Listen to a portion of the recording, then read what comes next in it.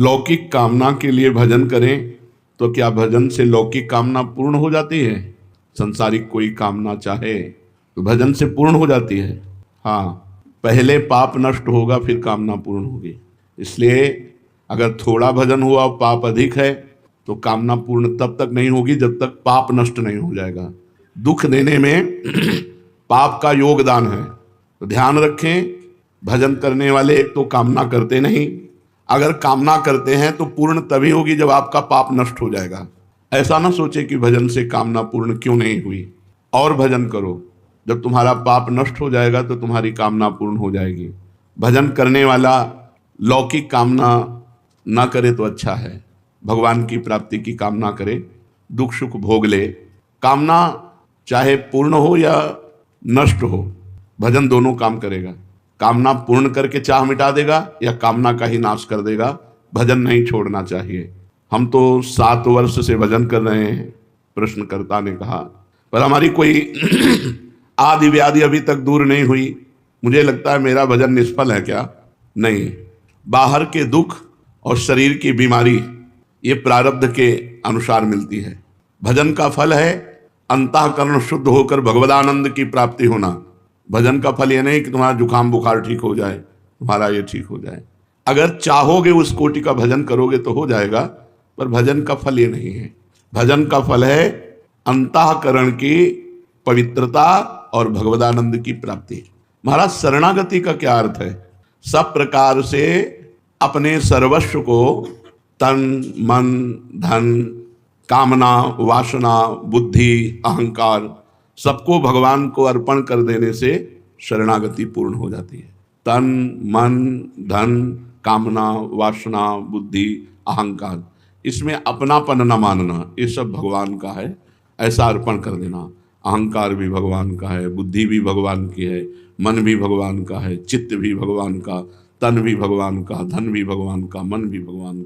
अब सारा भार प्रभु पे अर्पित करके हम निश्चिंत हो गए, निर्भय हो गए। बहुत बढ़िया बताया, पर ये होता नहीं है। इसका साधन क्या है? शरणागति, तन मन प्राण धन बुद्धि अहंकार सब कुछ समर्पित हो जाए। इसकी साधना क्या है? पहला, भगवान के अनुकूल ही सब कार्य करे, प्रतिकूलस्य विसर्जनम, श्री कृष्ण अनुकूलेन। तन मन वचन से कोई पाप कर्म न बने, सबसे पहला है। शरणागति के लिए मनमानी आचरण करने वाला शरणागत नहीं होता। तन से मन से वचन से श्री कृष्ण अनुकूलेन प्रतिकूलस्य विसर्जनम, प्रतिकूल आचरणों का त्याग और अनुकूल आचरण भगवान के करना, ये पहला साधन है। प्रतिकूलस्य विसर्जनम, पाप आचरण न होने पावे। अगर पाप आचरण होंगे तो शरणागति आपकी नहीं मानी जाएगी। एक प्रश्न आज कर रहे थे कि जब पुण्य भगवान को समर्पित तो पाप भी भगवान को समर्पित। ये पुण्यात्मा का या महात्मा का लक्षण नहीं कि जो मन में आया सो कर लिया, इसके बाद कोई पश्चाताप नहीं। अगर हमसे गलत हो गया तो हमारा हृदय जले, भगवान से प्रार्थना करें कि प्रभु दोबारा ऐसी हमसे गलती ना हो। तब तो वो गलती से निकल पाएगा। जब जलन ही नहीं तो गलती से निकल ही नहीं पाएगा। भगवान के शरणागत के द्वारा पाप नहीं होता, ये पहला लक्षण है। अगर हमें शरणागत होना है तो पाप आचरण हमें छोड़ना है। नाम जप के प्रभाव से हमें पाप आचरणों से डरना है, बचना है, नहीं हम प्रभु की शरण में नहीं हो पाएंगे। दूसरा, भगवान के प्रतिकूल समस्त कार्यों और भावों का तन मन वचन से सर्वथा त्याग कर देना। पहला भगवान के अनुकूल आचरण करना और दूसरा भगवान के प्रतिकूल जितने आचरण हैं, तन से मन से वचन से कर्म से, उनका त्याग कर देना।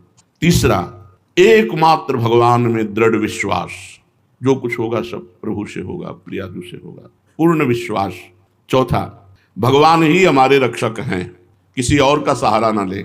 भगवान ही हमारे रक्षक हैं, हमारे प्रभु प्रेमास्पद, हमारी गति, हमारा आश्रय, हमारा ध्येय, हमारा लक्ष्य एकमात्र भगवान है। भगवान ही एकमात्र हमारे रक्षक हैं, वही हमारी गति है, वही हमारा आश्रय है, वही हमारा ध्येय है। ध्येय जिनका ध्यान किया जाता है वही हमारा लक्ष्य है, दूसरा कोई नहीं, एकमात्र प्रभु।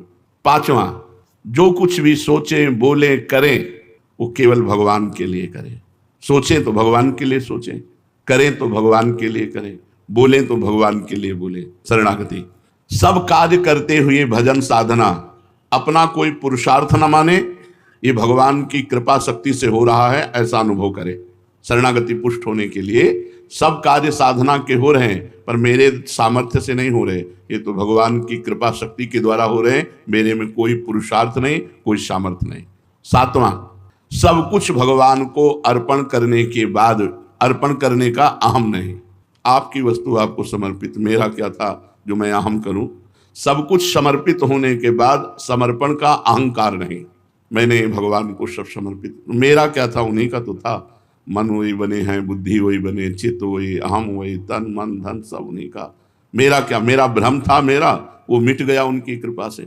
ये उपरोक्त जो आपने 7 साधन बताए, तो शरणागति का ये साधन ठीक ठीक चल रहा है, इसका हम कैसे पता लगाएं कि हमारी शरणागति ठीक ठीक से हो रही है? 4 बातें।